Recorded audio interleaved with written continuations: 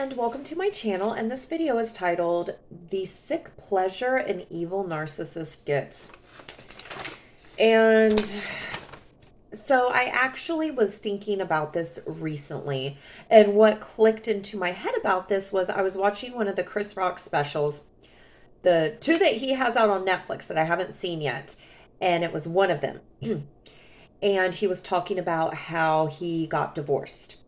And it went from really funny to really dark really quickly. And he says he felt bad, but whatever. It just kind of made me look at him in a different light. Um, but he said he divorced his wife, or I'm sorry, she divorced him because he cheated on her 3 times. Cheated on her with three different women. Now, of course, this is what he's saying. Who the heck really knows? But he cheated on her, 3 different women.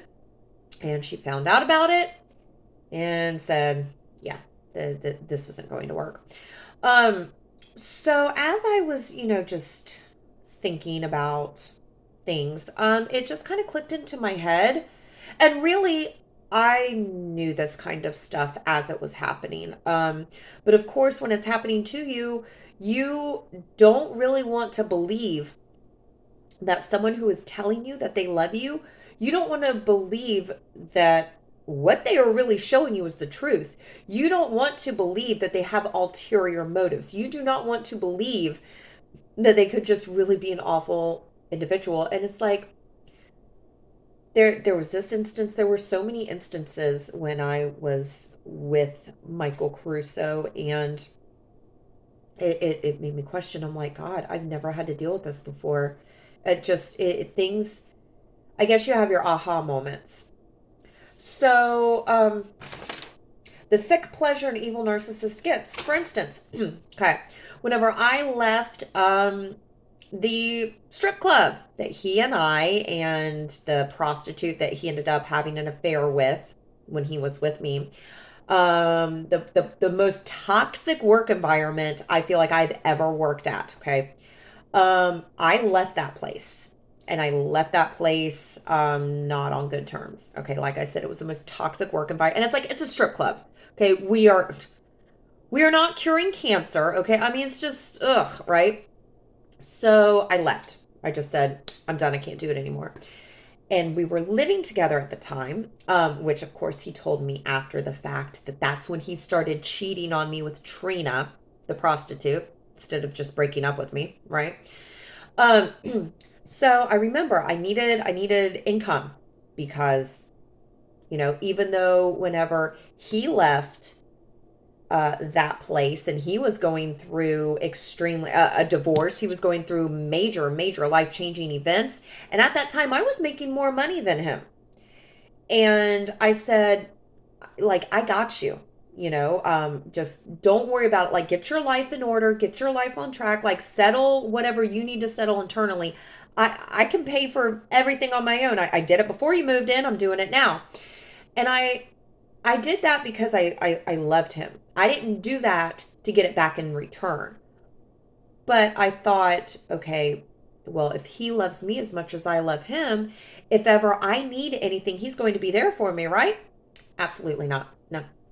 Because then I left that toxic environment, and I didn't even get financial help. It wasn't even like that. I didn't get emotional support at all. And of course, I look back on this and think, well, why should he? But also, I mean, why should he cheat on me when you can just break up with me? Um, so I asked him, he had a friend who worked or managed Hooters or something. He ended up dying. Friend ended up dying. But anyway, this was like his lifelong friend, right? That this friend managed, and this place was like right across the street from us. So I'm like, can you just talk to him and see if like there's something open? Like, obviously I need some sort of income until I can figure things out, right? And he kept saying, oh yeah, yeah, I'll talk to him. I'll talk to him. Yeah, yeah. And I'm like, hey, did you talk to whatever the heck his name was? Like, hey, did you call? Did you text him? Like, oh yeah. I mean, just completely like giving me like just blowing me off, right? Like not doing something as simple as picking up a phone and being like, hey, is there any openings for anything, whatever. No, no. So I remember I was constantly calling this guy, constantly, showing, like trying to, like just, and I remember I came home one day from trying to get this guy, trying to set up an appointment, a meeting with this guy. And like he was never there. No one knew his schedule.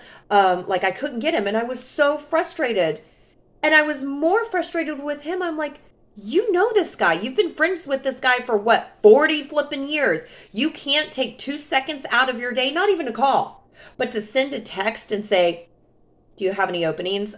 Something so simple. And I remember I came home and I was so frustrated and I was just crying out of frustration. And he was just like, uh, didn't say anything. Like, and I'm like, really? Cut to, I don't know, a few years later. I need a job. And so I end up taking this job at a club, bartending. Didn't want it, didn't effing want it, wanted to get out of that toxic strip club environment because, yeah. So I'm like, okay, going for this interview. I don't even want it. And, oh, honey, because, we all worked in that industry, so we all know everyone. What did he do? He called one of his friends who DJ'd there. Hey, are they still looking for a bartender? Lee's gonna go put in. Hey, do you know so and so? Can you get like just working it like a freaking used car salesman? Okay. And I remember went in. I'm sitting there at the bar waiting to go talk to this manager, and I look up and I see Trina on stage. And it, blew my mind because I knew her when we worked over in Tampa. And now I'm over in Pinellas. It's a bit of a ways, So I'm like, the heck is she doing here? Oh, she was so nice to me. Lee? Oh, hi. How are you? Oh, hi. And I'm like, I remember I went home and I told him, I'm like, oh my God. So guess who I saw as I was waiting to have my interview? I saw Trina. And this is just how sick and disgusting a narcissist is. So he's banging Trina. Trina's his girlfriend. Trina is everything that I'm not, which is what he told me. Okay. So you wouldn't, ask your friend at Hooters if they're hiring or if he can get me in. You wouldn't do that. No. So I see that they are hiring for a bartender at the slummiest, disgustingest club in Pinellas Park. And your mistress, your prostitute mistress is there. Well, you talk to her. I don't know if you gave her a heads up. I mean, you must have, because she comes over to me. Oh, Lee. Oh my God. Hi. And it's so funny because one of the BS things he said to me, well, she's nice to you because she knows we're dating. You're joking, right? You're banging her and telling her how I don't do this right, I don't do that right. She's nice to you because she knows we're dating. She's nice to you because she's a PUS, you know the rest. And both of you are too scared to say to my face what's really going on. So it gets you off.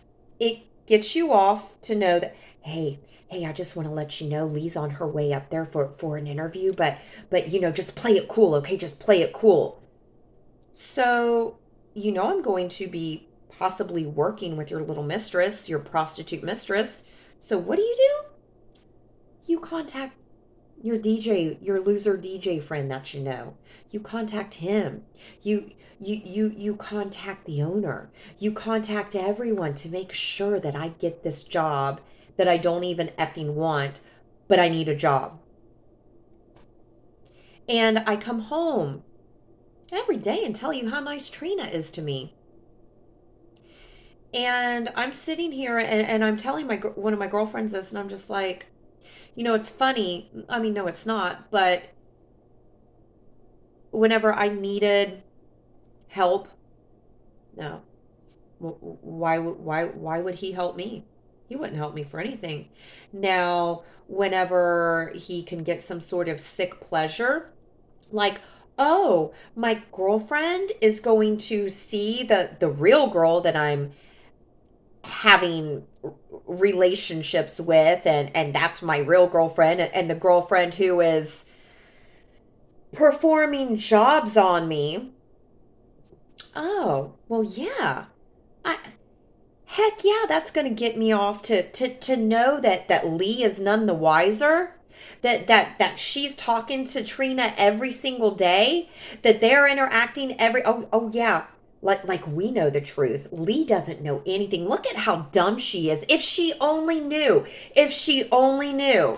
So really, it gives you that sick pleasure to know that someone that you're lying to, someone that you are lying to, someone that you are cheating on, someone that you are talking smack about, just someone that you are really treating awful and disrespecting. It gives you sick pleasure to throw it all in her face, but not tell her the truth. Oh, no, no, no. Just throw it all in her face. So she sees it. It's there, but she doesn't really know. And of course, it's all a game to a narcissist. They don't care that they hurt you. They don't care that they hurt you. They don't care that you are sad and devastated. They don't care. In fact, it gets them off. It gets them off to hurt you. Bonus points if you interact with the mistress 5 days a week. Bonus points for that. Even more so that the mistress is just nice to your face. I mean, it's just what, shy of saying, oh, let's all hang out. Trina's so nice to me. I can't. And as I, still have to preface, these are grown adults. I don't know how old Trina is. 57. She looks like she's 87. How old's Michael Caruso? 58? Yeah. Yeah. Narcissist is evil. They are evil because they have no soul. And the only thing that I can say is fingers crossed, you know, you reap what you sow. So thank you for watching. And if you like this video, please give it a thumbs up. And if you like this content, please consider subscribing. Thanks, guys. See ya.